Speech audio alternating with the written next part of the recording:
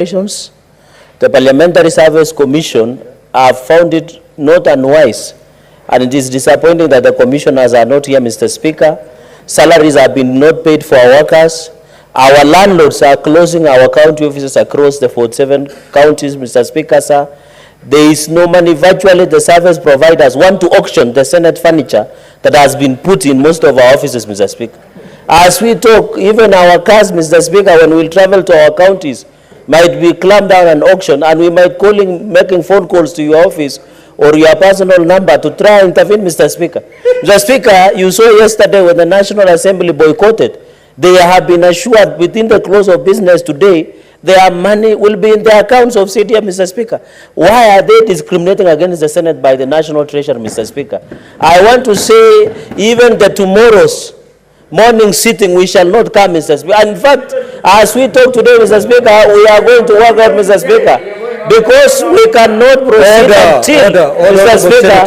until we resolve this impasse. We are going to cripple the old business that we, because if there is no money, what business do we have, Mr. Speaker? Mr. Speaker, you know, with the harsh economic times, Mr. Speaker, with the harsh economic times, how can you, these drivers, Mr. Speaker, spend a lot of small money, Mr. Speaker.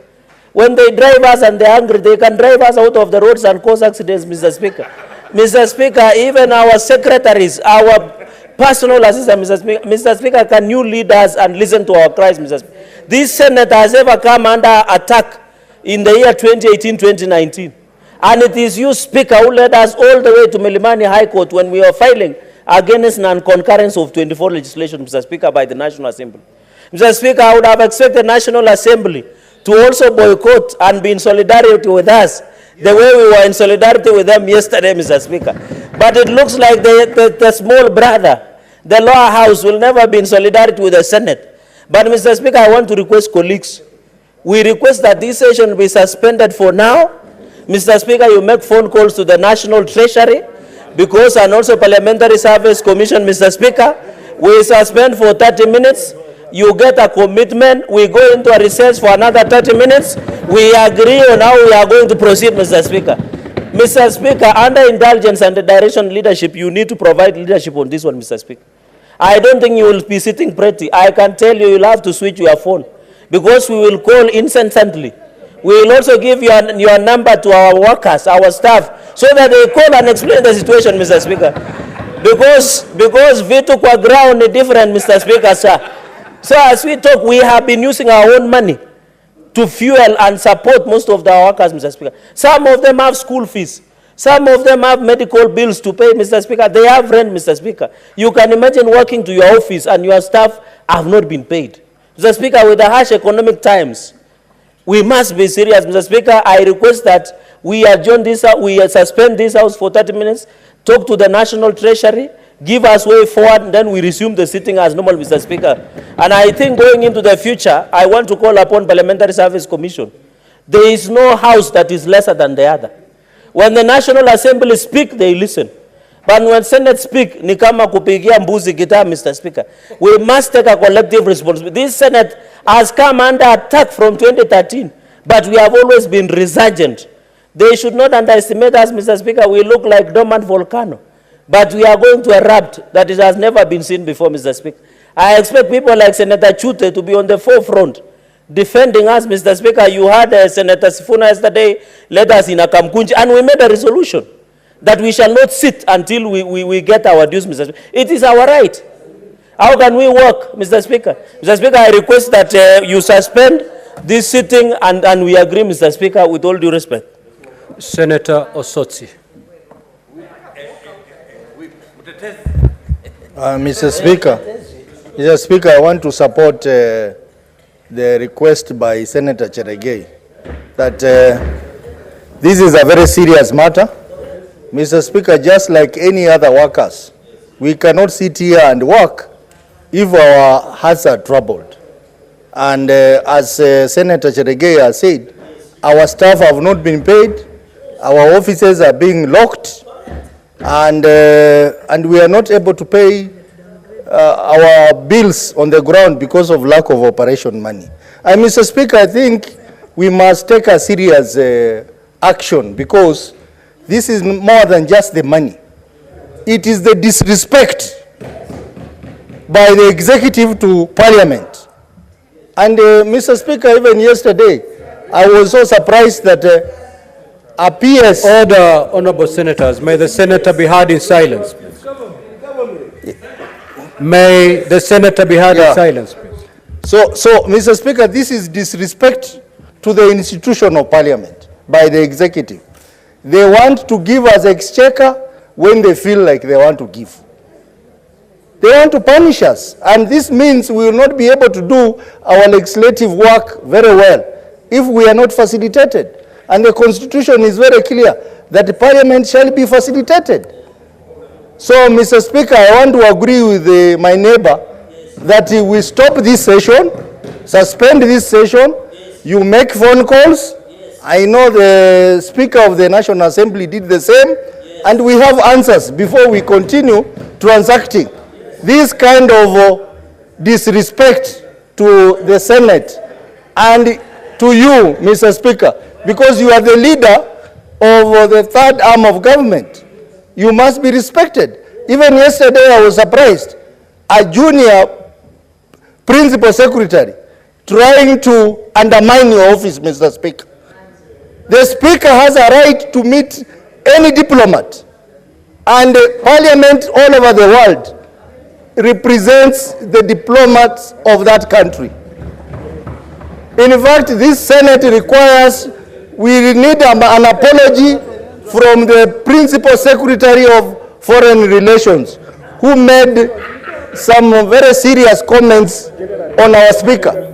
Our Speaker has every right to meet any dignitary in this world because he's representing an arm of government. So this is a further confirmation of disrespect to this Parliament by the executive, and I think I want to fully agree that we need to suspend this sitting, or we cause the suspension of this sitting the way we did it yesterday until our matter is addressed, Mr. Speaker. And forever, if the matter is not addressed. Senator Gloria. Yes. Thank you, Mr. Speaker. Mr. Speaker, I think I want to reiterate that the Senate is actually being disrespected. Yet again, Mr. Speaker. Mr. Speaker, you know we are the upper house. And every single time I tell people that, no, I sit in the upper house, I expect, Mr. Speaker, that the upper house is respected equally as the National Assembly, Mr. Speaker. And Mr. Speaker, a lot of people don't know, but nominated senators, we don't have an operational fund, but we have employees. Today, actually 20 minutes ago I checked, and my staff have not been paid. So, Mr. Speaker, for me, I want to call upon Parliamentary Service Commission, because they also have to come and give us a report and tell us, so that before we start saying the executive or who, Parliamentary Service Commission should be able to tell us if they have received money from the exchequer, and if they have not, or what is the position, Mr. Speaker. And it's very sad today that I don't see any commissioners in the House, Mr. Speaker. Mr. Speaker, we are always complaining about our welfare. We are always complaining about, personally I've been complaining about my office, about the welfare, about just the work environment, Mr. Speaker. But the commissioners are never here to hear our complaints, Mr. Speaker. So, as we are even saying the Parliamentary Service Commission should come and tell us why we don't have our staff paid, Mr. Speaker, I also call upon the commissioners. They need to take this House seriously, Mr. Speaker. Some of us, we can do a better job as commissioners, Mr. Speaker, but because it is our first term, Mr. Speaker, we understand that we have to learn how the things work before we get that job. But Mr. Speaker, every time to be in a House complaining of our welfare, and the commissioners are not in the House, they are always traveling, Mr. Speaker, there's something wrong there. But finally, Mr. Speaker, I want to say this. We are about to close, and I don't think it will be fair for our staff to go for Christmas without their salaries, Mr. Speaker. Some of them, when we tell us ourselves we don't have money, they cannot even imagine how we don't have money. But the truth of the matter is that senators are broke. We don't have money. Some of us, we are owed money in arrears. We are being told, even if you, for those who travel, they are being told that they can travel, but they use their money, they'll be refunded ahead of time. So, Mr. Speaker, maybe what we are also calling for is transparency on that Senate budget, so that we know, even as we sit here, some of us who don't have an operational fund, we can know that, for instance, Senator Sifuna receives X amount of money for the operation of the office, so that we are able to track and oversight ourselves, Mr. Speaker. Thank you for this opportunity. Senator Sifuna. Thank you, Mr. Speaker. I want to assure my sister, Senator Gloria, that I do not receive any preferential treatment from Exchequer. That in fact the amount of money that is assigned for office operations is the same for all the members of this House. Mr. Speaker, if she's not getting money, I can assure her that I'm also not getting money. Today I want to speak as a taxpayer, Mr. Speaker. As members of Parliament, we know that we are some of the highest taxpayers in this country as employed people. If the statistics are right, that it's only 1% of Kenyans who earn money, salaries above 100,000 shillings, I've heard it said somewhere. Then, Mr. Speaker, we pay, on average, in taxes, per year alone, higher than 99% of the rest of the country. And, Mr. Speaker, whenever changes to our taxation is implemented, it is implemented immediately. We are already paying for the taxes that were imposed just a few months ago. Then the very least we expect is that we will be facilitated in our jobs. I want to make it clear to the country that senators are not asking for salary increases. You know, you will hear some people going and saying, oh, senators are crying for money. No. This is operations funds that have already been assigned and allocated to the Senate for purposes of facilitating the offices of the senators. And for some reason, the person responsible for disbursing money at Exchequer, at the point at which money has come in and deciding which department gets money and which one doesn't, or which one is not a priority, that person never prioritizes the Senate. In fact, members will remember that our system in here is due for an upgrade. In the budget for last year, we were given 200 billion shillings to upgrade this system that never works, including during important debates and divisions. But, Mr. Speaker, the Senate cannot implement this. We have been told it will be transferred to the next financial year because they are not giving us that money. So, Mr. Speaker, I want to join my colleagues in saying that somehow, because you see the reputation out there is that senators are a bit more reasonable people, that we are not going to do maandamano like the one we saw yesterday at the National Assembly. But I want to invite you leaders here. Maandamano is not such a bad thing. Sometimes it is Luya saying that it's only the children who cry that actually get fed by their mothers.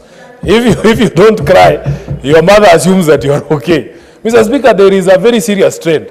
Actually, for me also, and I want to share this experience with the House, as SG of ODM, we have seen systematic reduction in allocation to political parties, for instance. And not to delve into the matter, we have been so frustrated as leaders of political parties by the year-on-year reduction on the allocation to the political parties fund that we've been forced to go to court. Maybe even for us as a Senate, we need to now take this matter to the courts so that the country can know that, in fact, there is a problem here. I don't know how much success we will have there because I'm also aware that the judiciary is also crying about their resources that have been allocated in the budget not being released to them. But